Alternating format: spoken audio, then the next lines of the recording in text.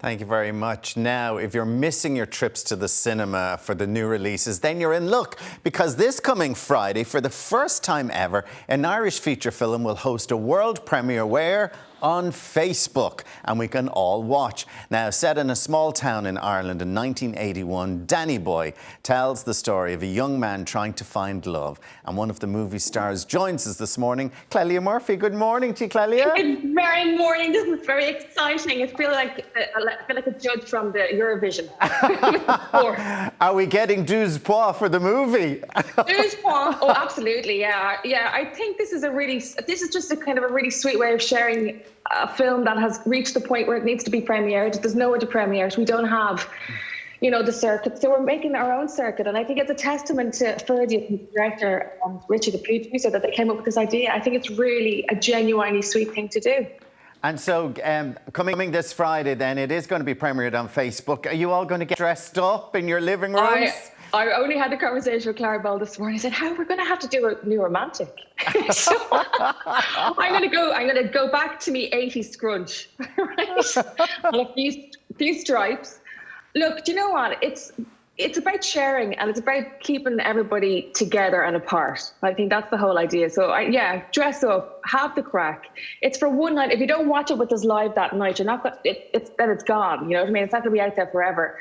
So it's our world premiere that everybody's invited to. So it's something different, Tell us about the film then, Clelia, about DannyBoy. Where is it set?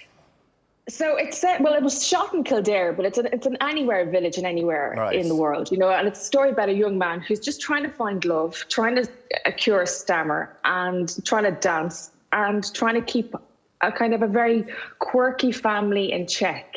I think that's the best way to describe this film. It's a kind of a quirky, there's nobody like this crowd.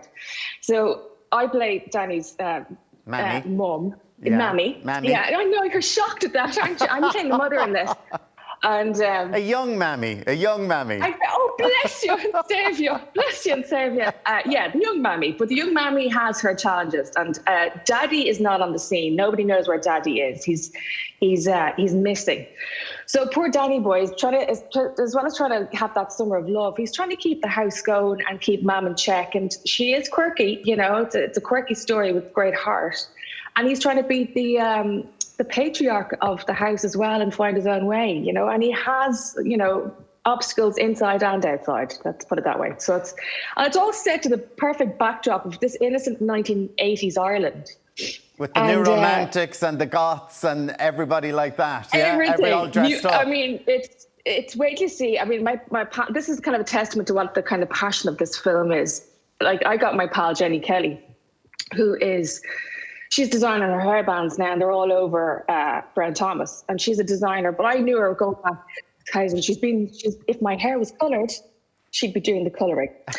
And she came on as the makeup and the kind of so she set the whole tone for this. Do you know what I mean? So it's a project that brought people together because we felt passionate about Ferdy and the lads, Ferdy and Richie, the producer. It's a little family. And that comes across, there's great. We had more crack on set than I've ever had on another film. I have to be honest with you. Is it true that you accepted the part without even reading the script because it was Ferdy? And I know we were going to talk to Paddy this morning, and he did the same. You sort of said, because if Ferdy is on board, you just know this is going to be a great Irish movie. Yeah, 100%. That's true. I had no idea. I was just said, as long as I don't have to get my kit off, because I don't think the Irish people are ready for that. To be honest with you, right? So I know Ferdy McCann 20 million years, and the world needs more people like Ferdy McCann. I made a kind of decision. I wanted to work with great people telling great stories, and so for this was a prime example. It was one of the first things I did after leaving Fair City, actually.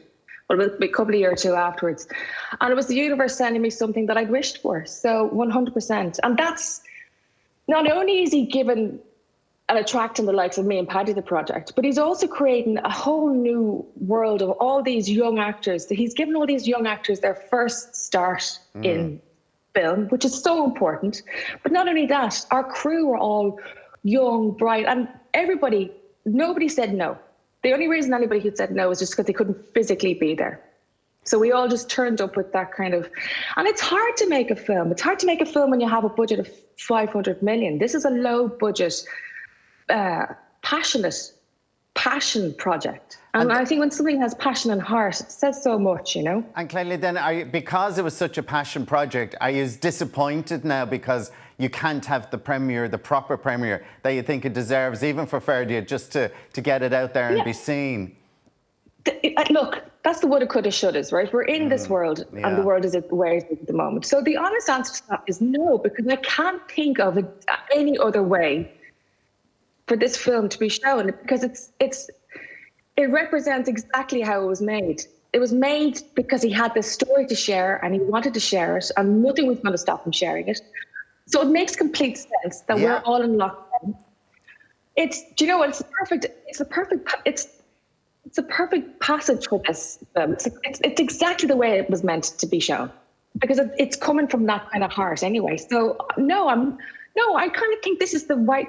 Things happen for a reason. Yeah, I'm not saying, you know, COVID-19 happened for a reason. No, yeah. But I think the message behind this is, look, it's important that we all stay at home, not just for us, but for our neighbours and for our loved ones. So this, you know, horrible virus doesn't kind of take us all down, you know. And I think, and he could have left it. Sorry to interrupt. He could have left the film on the shelf and waited for this to all. But no, he didn't. Instead, they went, do you know what, lads? Why don't we share this? And so I think from that point of view, hopefully you will get a huge audience for it on Friday, and like that, so many people will watch it and then get the respect from it. And you've just come off then on the back of playing the Baroness in The Sound of Music as well. I know, and I didn't get my roots done because I was wearing a wig the whole time. I'm raging. I mean, because I had my hair covered in a wig, I was getting away with like roots down to my ears, and now I'm left with them. So it's the irony of that. Like, to be so busy like that, is it like the actor thing where you're going, well, I'd always have maybe then a couple of weeks or a couple of months off? Are you feeling it now then? Well, look, this is like a period that I might be having anyway. Do you know what? It's very true, Alan. You've hit the nail on the head. Yeah, because you know the way that we work and the hours that we kind of work. So I got the boat. We literally got shut down the day before Paddy's Day. We got to Milton Keynes. Our tour should only be finishing now, you know. Right. And we were still playing to 3,000 people a night. So it was like Ireland was really ahead. Like, I'm so proud of how this has been handled here, because they were ahead of the game. You know, and that's why our numbers the way they are, you know. So I came home 2 weeks after the Irish lockdown, not sure I was even going to get the boat home. I'm not sure what, because the lockdown was happening minute by minute. You know, it was a real sense of like being part of a moment of history that we'll tell our grandchildren, you know. So so for the first couple of weeks after any gig, I spend my time washing and cleaning and putting the house back together the way I want it. And so I've been doing that for the last 4 weeks. So it's only now that I'm kind of going, I need to have a proper schedule. I need to work out more. My sister, she runs Ben Dunn gyms, and they've been doing classes at 12 o'clock live every day. So you're following that. So I'm doing that, but hold on. I had scrubbed the house. I thought this house is spotless until I was doing the classes. And then I realized I could see, because you're on the mat, you're on the floor, that I could see the dirt from a whole completely different angle. So look at that, my skirting board's going, oh my God, am I living in film? You and the rest of the country, Clelia, remind us once again how we can see the film. Facebook, DannyBoy. This Friday, 7 o'clock, don't miss it. Okay. Be there, be square. Lovely to see you again. Always lovely talking to you. Thanks so much. Thanks so much for the help and support. Much appreciated. No problem. Now, the girls have been warming up and practicing their solo skills, and after the break, they'll be chatting to Dublin GAA star Carla Rowe and taking on a soloing challenge. We'll see in a few minutes.